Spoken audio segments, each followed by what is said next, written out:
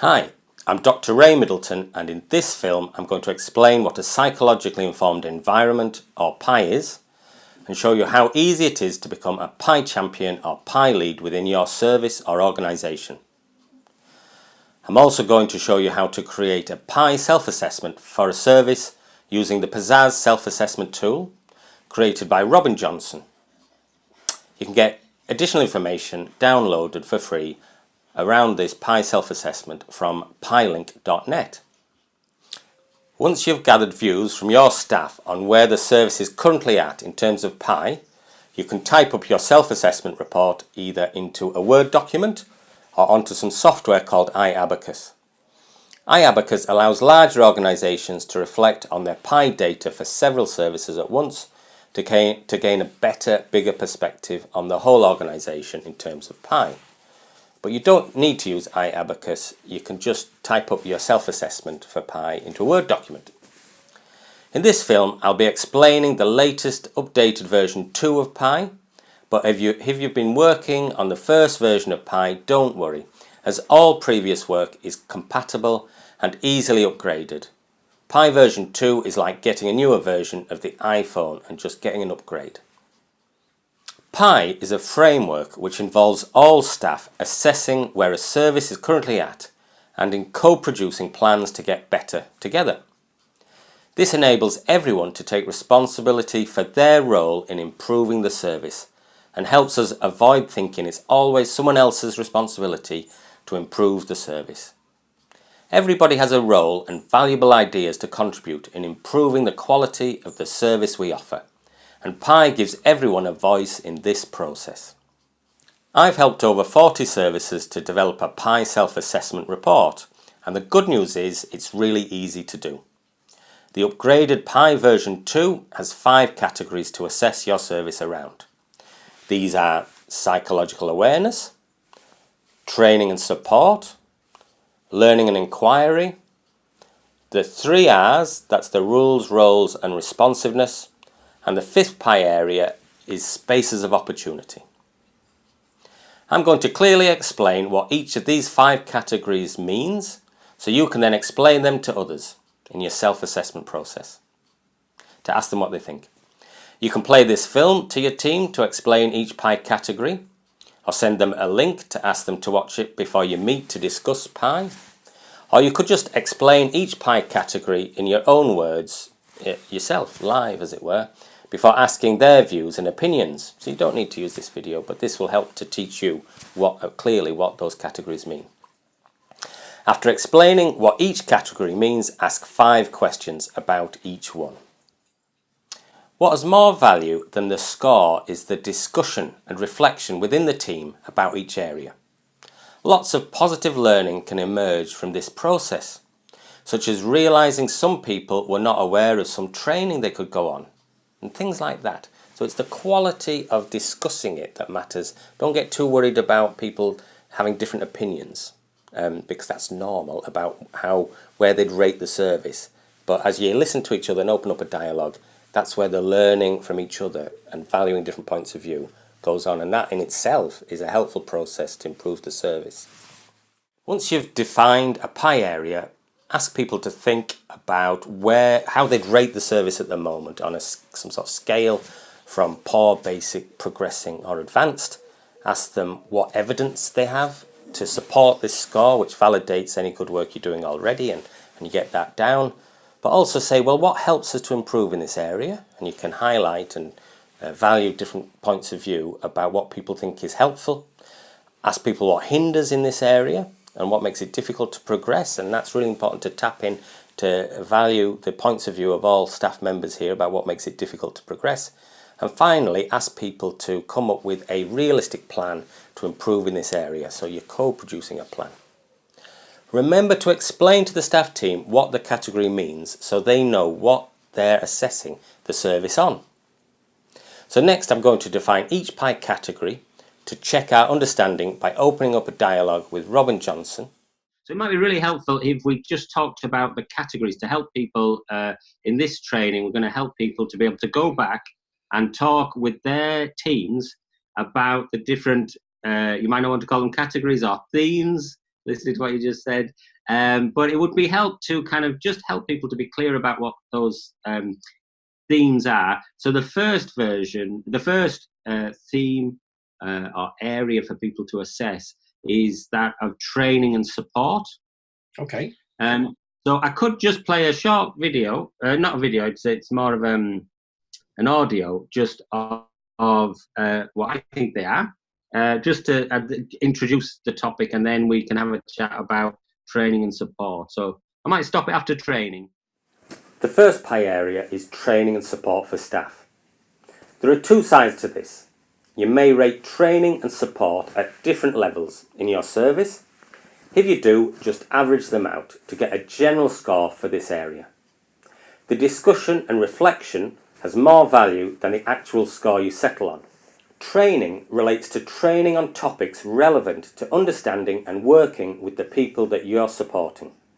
For example, a higher score here would be supported by all the team having received training on topics such as trauma-informed approaches, complex needs, personality disorder, and specific psychosocial techniques such as validation or motivation building skills. Training in particular psychological frameworks of understanding may also be helpful. Individual training also counts, such as if staff are on counselling or other therapeutic courses. That counts towards the higher score. The quality of the training is also a factor to consider. Is the training offered thought of highly? Some training may be thought to hinder as it's not relevant to the work or too bureaucratic. If the training was good, have all staff been on it? Does the organisation employ a good in-house trainer for staff development? If so, this could all indicate a higher score.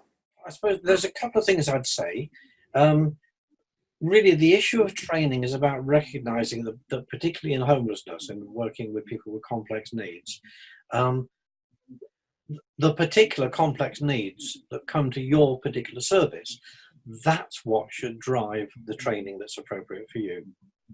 There are some kind of things which are pretty across the board and so on, but the main thing is that you recognise the needs of your client group and their particular complexity. So if you're working with a drug and alcohol clientele, say, yeah, you're going to want to know something about the pharmacological effect of drugs. You probably want to know something about the law, what the law doesn't allow, and what kind of tolerance there is for people talking to you honestly about what they're doing and where they've come from.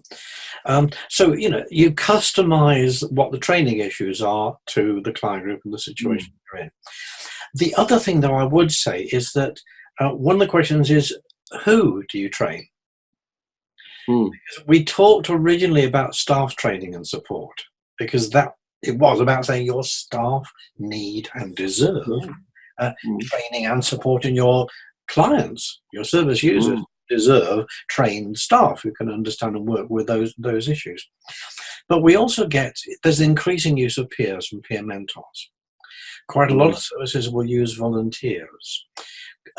Some of the most valuable people on a psychiatric ward, say, which is a situation I used to work in, some of the people who have the best relationships with the clients and or patients on a ward were the cleaners, the domestic staff, and so think more broadly, think outside the box about who you're going to train and who it's valuable to have.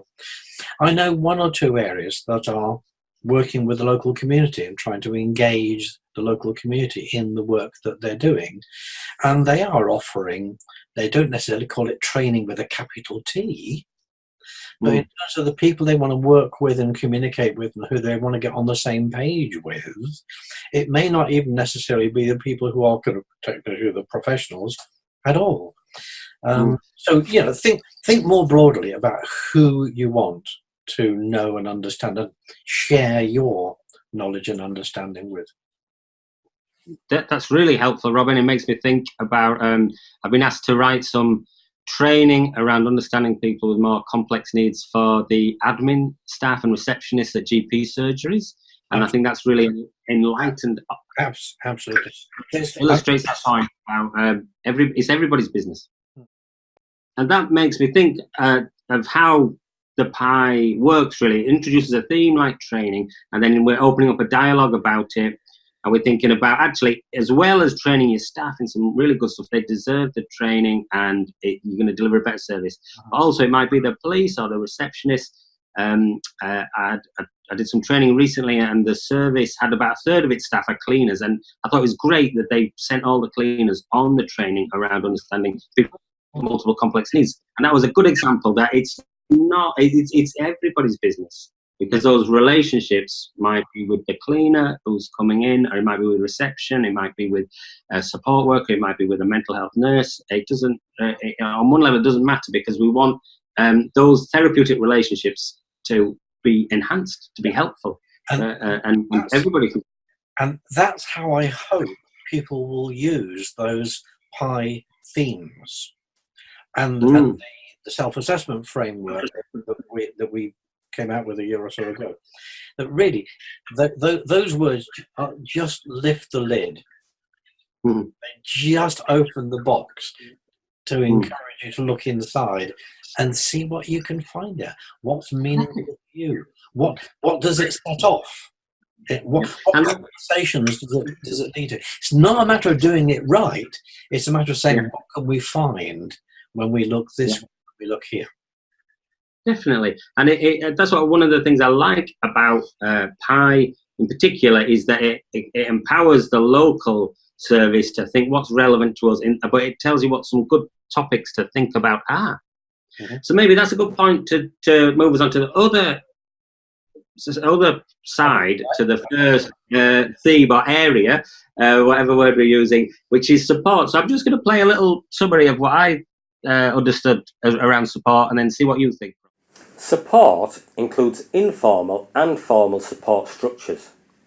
Higher rating scores are supported by easy access to listening and supportive senior staff and/or supportive colleagues available to talk with. Formal support includes one-to-one and group supervision sessions, team meetings or separate reflective practice sessions which may be facilitated by someone external to the service. Debrief sessions, both one-to-one and for the team after a serious incident, also count towards a higher rating, as does handovers, case review sessions, team away days and access to external consultation, such as from a psychologist or a specialist in a particular area. If structured support like one-to-one sessions tend to be cancelled due to busyness, then this would indicate a lower score. So we just pause it there, Robin, and so I suppose I'm touching on a few things there that might be seen as support, including supportive team meetings, but reflective practice, one-to-one supervision sessions, whether or not they take place, and if they take place, whether they're reflective and helpful in terms of being supportive. What are your thoughts about? Are they relevant to the topic? Am I on track there with understanding, sir? Yeah, I would say you went into specifics of practice there, whereas I would usually start out by looking at, why is support important? Why is that? Why is this an issue? And to my mind, once you recognise that homelessness services, and we're certainly working with entrenched homelessness, are dealing with some very, very complex and very challenging behaviours, at that point you realise the need for your staff to have the support that allows them to support their client group and to engage them at all, because you're going to get a lot of testing out, you're going to get a lot of people who don't want to know, who put up a lot of barriers of one kind or another. So I'd go to the reason why support is important. This is really emotionally demanding and challenging work, and you've got to be not just training your staff with the skills that they might need and the knowledge they might need, but providing them with the kind of opportunities to talk about how it feels. And it doesn't necessarily need to be. I mean, you talked about critical incident debriefing and kind of discussion in a group and so on. You do what you can. You go as far as you can in the situation you've got. A no blame culture for example, a culture that is about appreciating people, that's the sort of broader context. We talk about a culture of inquiry and so on in one of the themes, but this shows how they're all knitted together. I do find people will sometimes say, "Oh, how do we establish reflective practice in our team?" Well, talk to each other. It really is simple as that. Just encourage people to say it's okay to say, "Oh, God, sometimes I'm rubbing up." That is support. That is supported to listen, just to hear, to allow people to talk about how they feel, including talking about something that went really well. So often I've heard people say, "Oh, people were a bit resistant to reflective practice sessions. They all felt a bit sort of criticised and judged, and are you telling me we're doing it all wrong?" Well, why not start out then by just to get the ball rolling? Why not start out with looking at things that went well? Yeah, that's a great idea. What can we learn from something that actually went really pretty well? Almost inevitably, when you do that, people will start to then talk about some of the other things. So it just launches gets the boat launched. That's great. The main thing is that it's about recognising that this is emotionally quite challenging, quite hard work, and the service has got to support its staff in doing that. Definitely. There's a lot of emotional wear and tear on the front line, working with people with very complex trauma histories and complex needs, particularly on those entrenched rough sleeping or homeless services, where people have fallen through the net of services, and yet they've got the more complex kind of presentation, very challenging maybe. And so that emotional wear and tear, you've illustrated that really well, Robin, about how that support's really important. And then what came across to me there as well is the idea that start with whatever you're doing at the moment, and then the idea that you could get better. So if you are, talking to each other, that's a form of support. Acknowledge the good support. And then if people want to try to, because reflective practice can be really helpful. So although we can have that informal support, I think there is a value to trying to have some reflective practice and someone facilitate that. It could be someone in-house, just to help us to reflect and develop our skills. And what I've found when teams are anxious about doing that is a really good starting point is either what you said there, which is start with good practice, like what's working well. Why is that person responded well and done well in our service? And the other thing is some safe topics I find is helpful. So if you bring in supportive, reflective practice in as a way to get better, and be supportive, is things like engagement. What are we doing at the moment around engagement skills, or about trying to build motivation with people? So that's a safe topic, so people don't feel it's like a blank, or what we're going to talk about today. Sometimes I find bringing in a theme like that, or how are we working collaboratively with the people that we're trying to get alongside and support, so we're not just solving problems for them and de-skilling them, but how are we actually trying to share power, and things like that. I think can help with that, build up that support. But I like what you said there about just taking a step back and thinking that topic is really important to start with because of that emotional wear and tear. Once you've defined a pie area, ask people to think about how they'd rate the service at the moment on some sort of scale from poor, basic, progressing or advanced. Ask them what evidence they have to support this score, which validates any good work you're doing already, and you get that down. But also say, well, what helps us to improve in this area? And you can highlight and value different points of view about what people think is helpful. Ask people what hinders in this area and what makes it difficult to progress. And that's really important to tap in to value the points of view of all staff members here about what makes it difficult to progress. And finally, ask people to come up with a realistic plan to improve in this area. So you're co-producing a plan.